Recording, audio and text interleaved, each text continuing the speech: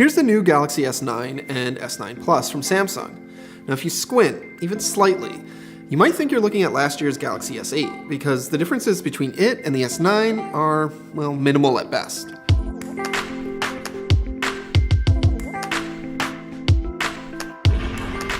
But this is the Android phone that more people will buy than any other this year, and it does come with a few new things that those people will appreciate.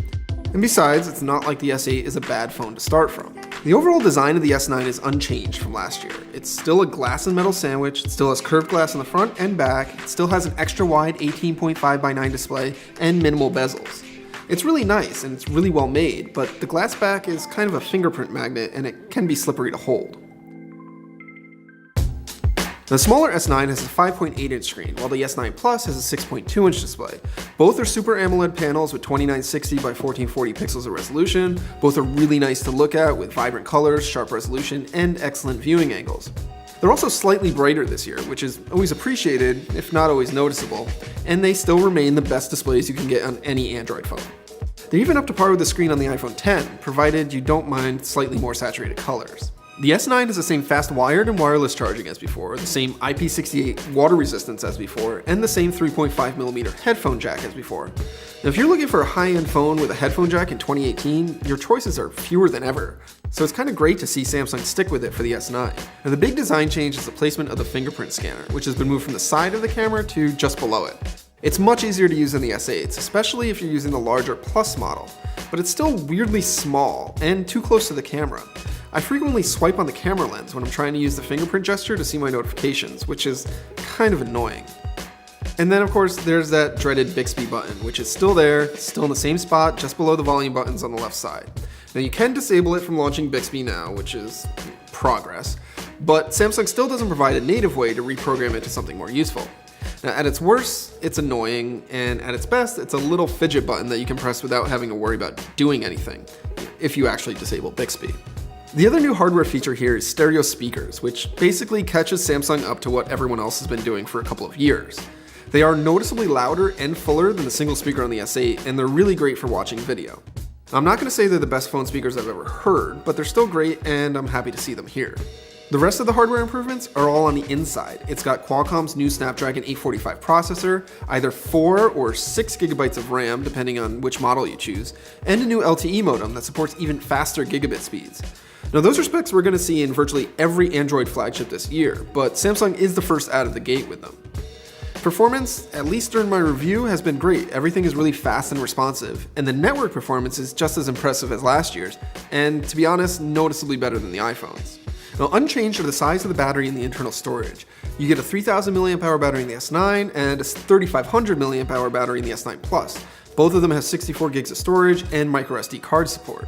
I really would have liked to see Samsung increase the battery size this year. It's not to say that the battery life is bad on either model, but it's not the best you can get, and heavy users are going to even deplete the S9 Plus battery after a long day. So despite all of that sameness, Samsung did upgrade one important aspect of the S9, and it did so in a pretty big way.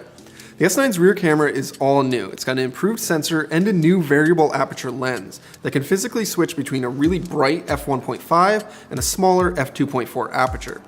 The S9 Plus gains a second telephoto lens for portrait mode stuff, like Samsung used on the Note 8 last year. On top of that, everything is optically image stabilized. Samsung claims significant improvements in low light photography over the S8's camera, and it's true that the S9 definitely can take some really great photos in low light. The f1.5 aperture lets in more light than last year's f1.7 lens, and the improved processing helps reduce noise overall. Now I'm less impressed with this switching aperture feature. It feels more like a parlor trick than anything else. Now since a digital camera can just compensate its shutter speed for how much light is in the room, I don't really ever feel like I would ever need to shoot at f2.4.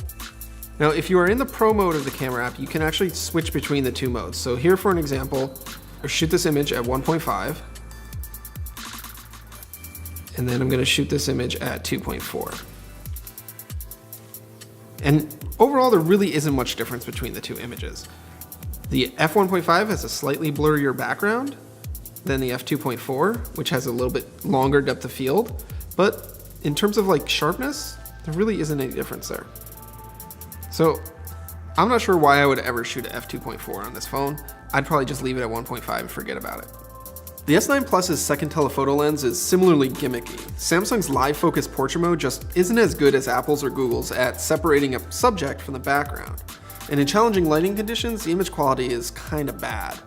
The S9 can shoot 4K video at 60 frames per second, or slow motion 1080p video at 240 frames per second, which catches it up with what the iPhone can do.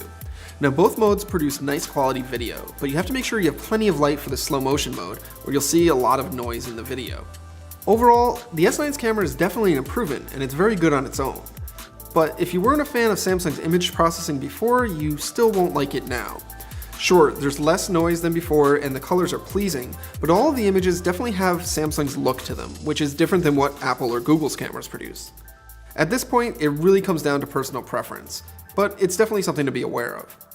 Now, one thing I wish Samsung did spend some time on is the front camera on the S9. It's the same 8 megapixel camera as found on the S8.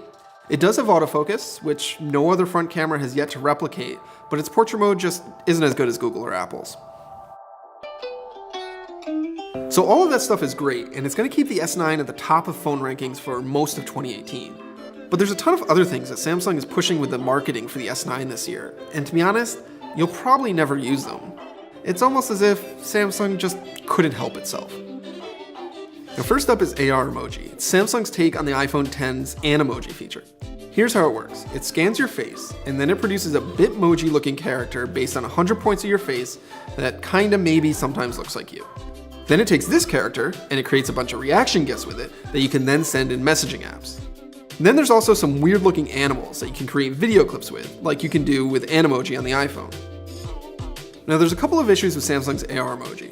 First off, Samsung isn't using any special tech to capture your face or movements. It's just relying on the camera, so tracking is pretty bad. Second, the characters it creates are just the wrong kind of creepy, and nobody I've tested it with has been like, oh, that's something I like. And then the animals on top of that are just kind of weird. It's definitely something that Samsung built just to compete with Apple, and frankly, it's not very good. Now Samsung is also trying to ape the iPhone X's Face ID with its new Intelligent Scan feature. It combines iris scanning and face detection to unlock the phone. But it's still slow, and now it shines a bright red light in your face when it scans. The good thing there's a fingerprint scanner that's easier to reach on the back, because that's faster and more reliable than Samsung's face scanning options. Next is the new super slow motion mode in the camera. The S9 can shoot up to 960 frames per second, which sounds really neat, but it can only do so for 0.2 seconds at a time and only at 720p resolution. Now there's two ways you can shoot it. You can try to manually trigger it to capture the 0.2 seconds of action you want, or you can use an automatic mode that looks for specific movement in an area of the frame and then captures slow-mo when it detects it. But in practice, both are really hard to use, and they're really more frustrating than anything else. Worse, you need a ton of light to make it work, and even if you have lots of light, image quality is kinda crappy. And if that wasn't enough, there's the awful music the app overlays on the clip automatically if you don't bother to edit it after the fact.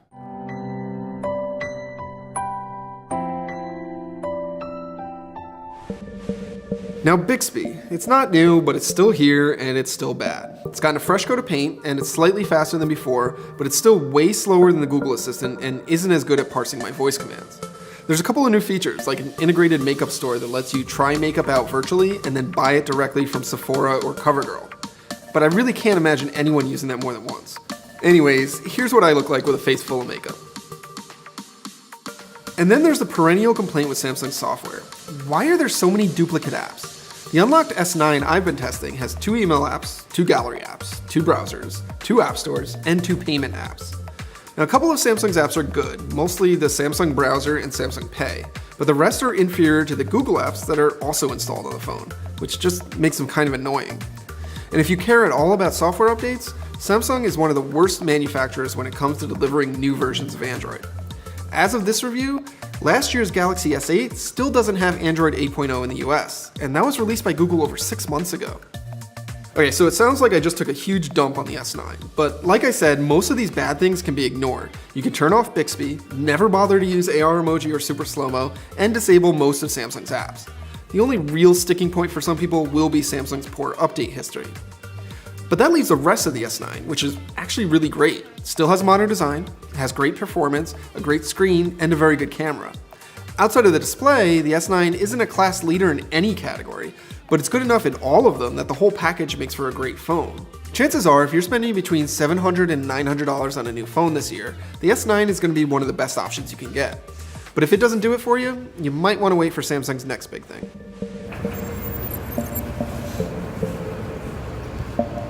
Sick. Wasn't that cool?